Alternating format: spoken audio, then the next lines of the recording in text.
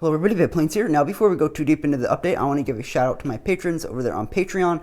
I did update the list for those of you who contributed in the month of April, so if your name's on there, then thank you for contributing to the channel and helping me to build these airplanes. So a lot of stuff has happened to the B-36 since you last saw it. Now, admittedly, a lot of you are probably very confused right now as to what's going on with the wings, and I will get to that in a minute, but most of the progress has been made up here to the nose. So yeah, I did a lot of progress. Now, this is generally what the fuselage is going to look like. This is the design that I came up with, and I actually really like it. It's very smooth, and it's not what a lot of people would build for fuselage. It's actually derived from, over here, the engine on the 787. So I used it here first, and then I just carried it right over to the B-36 fuselage. So I thought that worked out pretty well. And this plane is sort of weird because it has a bubble canopy. It's a very big plane to have a bubble canopy. And then towards the front, it had sort of another bubble canopy down here. Now, I'm still working on this one, obviously. I'm still working on the entire thing.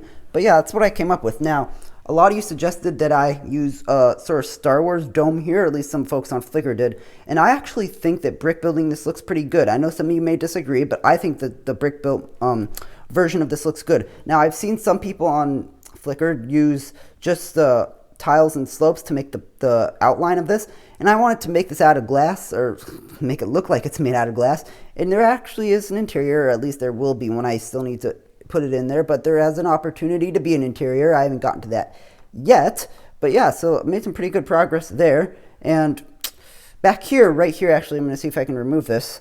Ugh.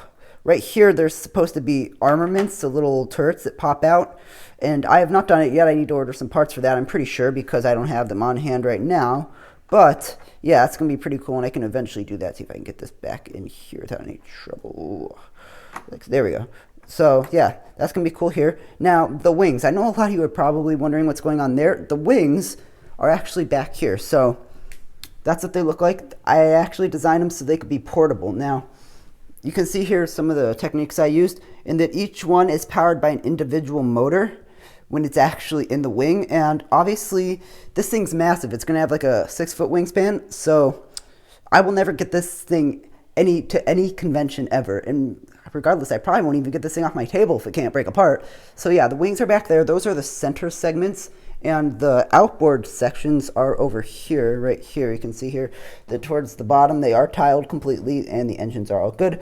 And these, fairly sturdy, and I did complete the engines on the back, so those look pretty good in my opinion. Those cone pieces on the engines, those were really rare and hard to get. I had to order those from the Czech Republic, so thanks to our friends over at the Czech Republic for helping us out there. But yeah, I think this wing actually looks really good, and I did do the other wing over there too, so a lot of progress made there. And yeah, it's just generally I sort of beefed up the propellers. They look a little bit better now, and I did do the same over here. There are 6 radial engines on this plane, so I did update all of them. And yeah, so a lot of progress. Over on this side, it's pretty much the same as what's on the other side, but, you know, different decals. I did print this out. I am working on the decals, or I'll get to this in a minute. These are the stuff this is the stuff that's going to go right here along the side like this. So there will be a different one that goes on each side. And of course, I'll have the big U.S. Air Force logo here and then put some more crap on the wings. But I'm planning on hopefully printing these for this plane, so I don't want to use stickers. I want to actually print them like I did with the 787 over there. You can see here, I'll come a little closer so you can see that. The Freddie Mercury logo is actually, as I try to get closer here, it's actually printed onto the tail. So that's not a decal, kind of like these are printed. Those are not decals. So I plan on doing something similar there with the B-36. Now, these black bricks here, some of you may recognize them as what they are, some of you may not. These are ballast bricks.